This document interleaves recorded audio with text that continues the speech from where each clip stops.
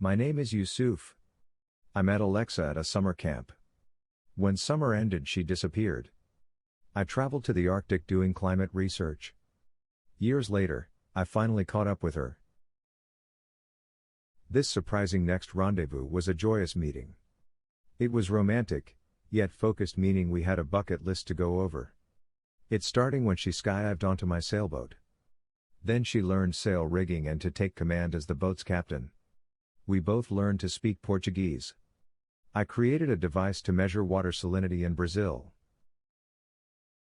We exchanged promise rings.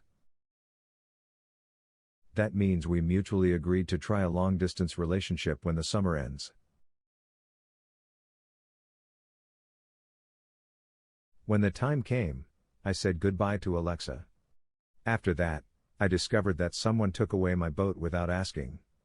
She used helicopters, planes to locate my boat. She skydived onto the deck in order to motor my restless craft away from the thugs. Someone started pursuit, shooting high, shooting low, hitting stern, hitting bow. Round after round the assault Firesticks bullets spit.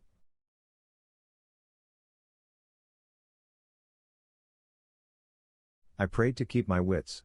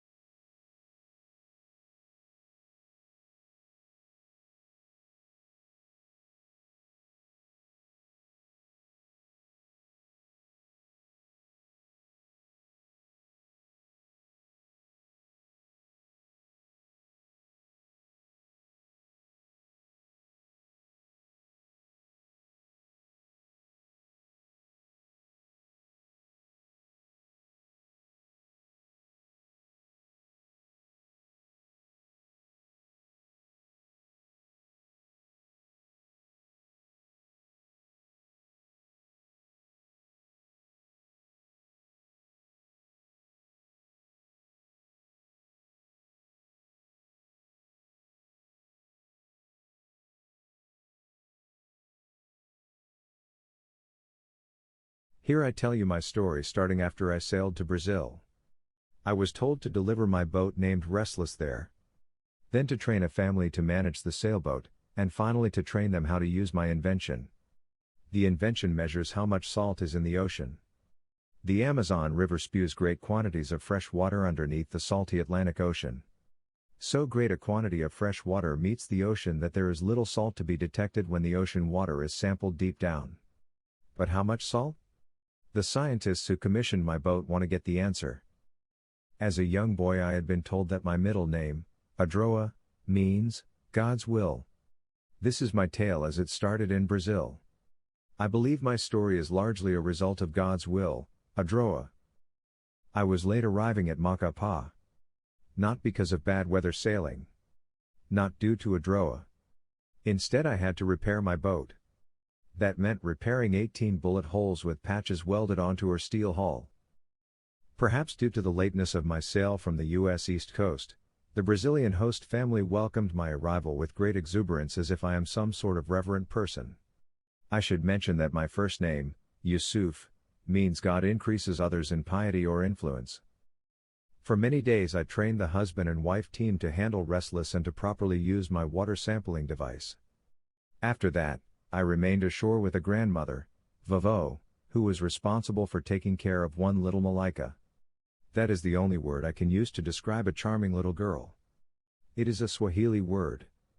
A word that has always been used to refer to a beautiful girl, a little angel. It was a Droa that my host family had such an angelic child named Pietra.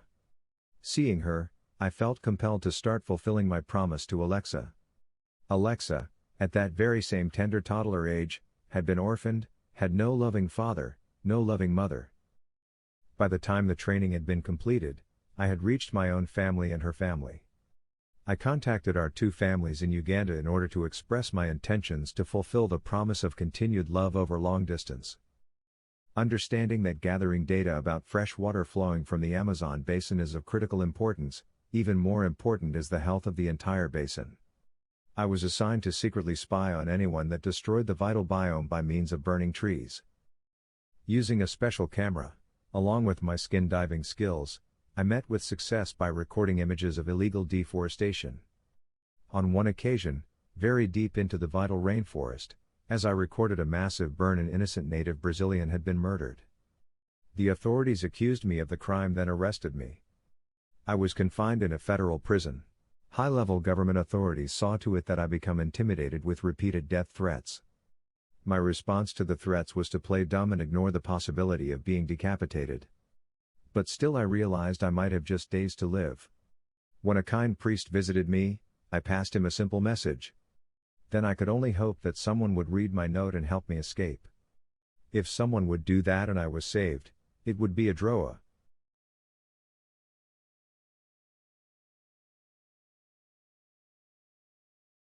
My name is Namle. Over a year ago, my boyfriend, Yusuf, made a promise to me. We exchanged promise rings knowing I would attend graduate school 3,000 miles distance from him. We promised to remain faithful and to communicate. He made his promise to Alexa. That was my first name. But I now use my middle name, Namle. Some would say I broke the promise by taking my middle name afterward the promise had been made. I don't think so. After all, I once read that Jesus said to Simon, son of John, "You are to be called Cephas." That special name nowadays is translated to Peter. Yusuf accepted my middle name preference, and that's all that matters. Weeks after he arrived at Brazil, he confided to me that he was assigned to spy on others who, with no permit, cleared away vital rainforest lands. To do that, he required utmost secrecy. That means we could no longer communicate. Some would say he broke his promise. I don't think so. I preferred him being safe and hidden from view, doing his job to protect the largest source of fresh water in the planet.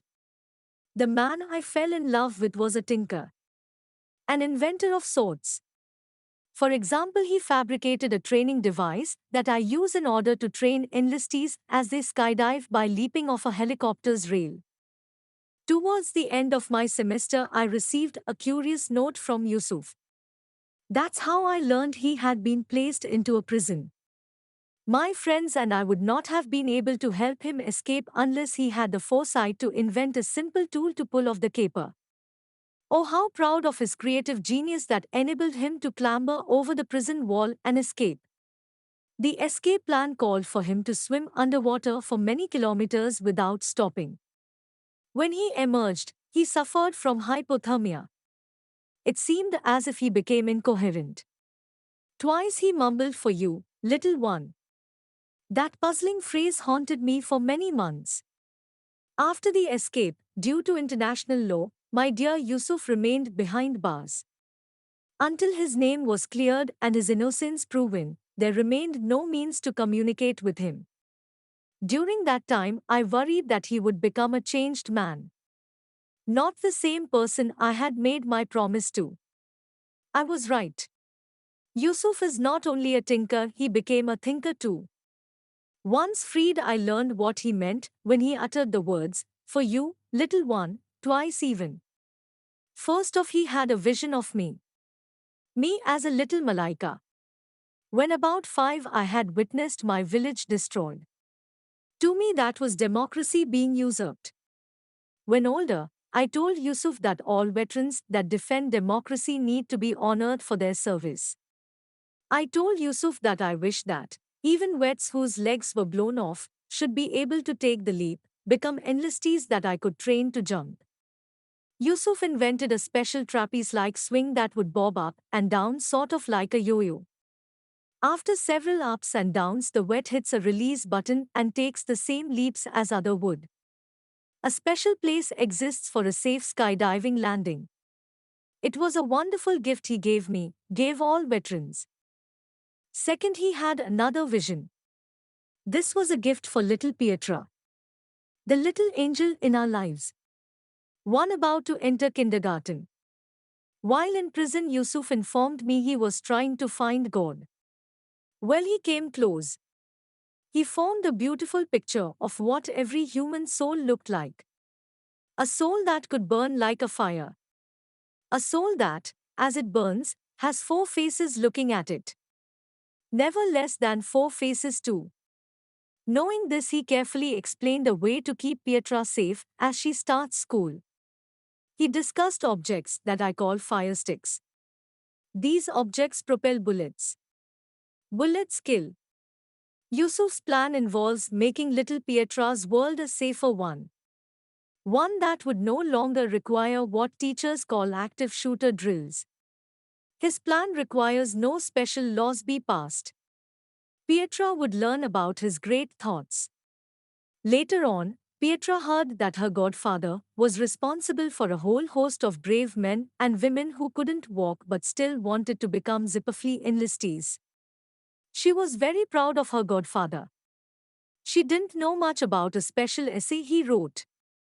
She heard it was important after hearing grown-ups discussing it.